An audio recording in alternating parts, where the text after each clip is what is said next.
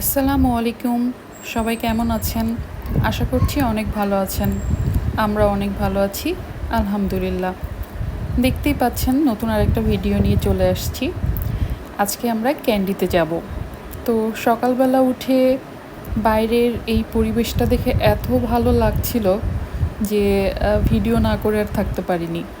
তাই প্রথমেই আমাদের রুমের এয়ারবিএনবিতে যেটাতে আমরা উঠেছিলাম ওখানকার কিছু ভিডিও নিচ্ছিলাম। এটা সকালের দিকে ব্রেকফাস্ট করার পরে। তো দেখেন বাইরের দিকটা অনেক সবুজ, আসলেই অনেক সবুজ ছিল। আর এখানে যতটুকু দেখা যাচ্ছে তার থেকেও অনেক বেশি সুন্দর ছিল।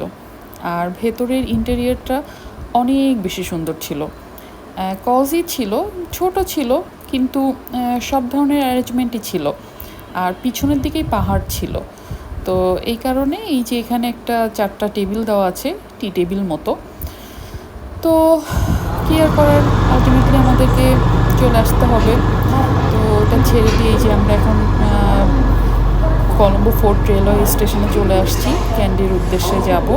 আমরা বেসিক্যালি পাবলিক ট্রান্সপোর্ট হিসেবে সবসময় ক্যান্ডি মানে শ্রীলঙ্কার ট্রেনই ইউজ করেছি, কারণ শ্রীলঙ্কার ট্রেন জার্নি অনেক ফেমাস।